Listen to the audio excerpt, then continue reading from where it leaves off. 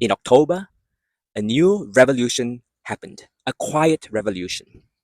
The first Alzheimer's blood test was approved by the TGA Australia and the FDA United States. And it is now available through your doctor. It is called p-tau, p-tau 181 plasma test. This is not just research, this is not just hype, it is real. It is regulated, it is part of mainstream medicine. Let's look at what it means and what it doesn't. Today is Sunday, November 2nd, 2025. Something quietly revolutionary happened. The first Alzheimer's blood test was approved by both Australia's TGA and America's FDA. It is now available through your doctor. It's called the p-tau 181 plasma test. It's not a rumor, it's not just research headline, it's real, regulated and part of mainstream medicine. Let's look at what is, what it means, and what it doesn't. This isn't a do I have dementia test? It's a rule out test for Alzheimer's type brain changes. It measures a protein in the blood called phosphorylated tau 181, and hence the term p-tau 181, which rises when Alzheimer's pathology is present.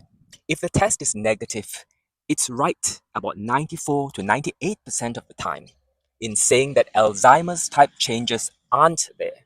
If it's positive, that doesn't confirm the disease. It means that you'll need specialist confirmation with further tests, a PET scan or spinal fluid test, or just follow up. Who is it for and how to get it?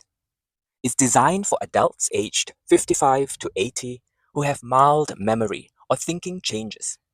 It's not a screening test for everyone in Australia.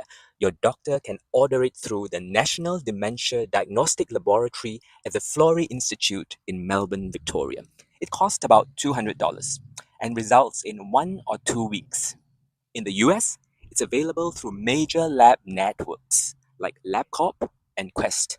Ordering access is expanding each month as doctors catch up. This is mainstream laboratory medicine, not a phase 1 or phase 3 clinical trial, and it's not a private clinic gimmick. Until now, confirming Alzheimer's meant PET scans or spinal fluid tests. Very expensive, invasive, and slow. This blood test changes that. It lets doctors rule Alzheimer's out early and decides who needs further testing. It also opens the door sooner to new disease-modifying treatments like lecanemab and donanemab, which works best in the early stages. This test is about Alzheimer's, not dementia as a whole. There's a difference.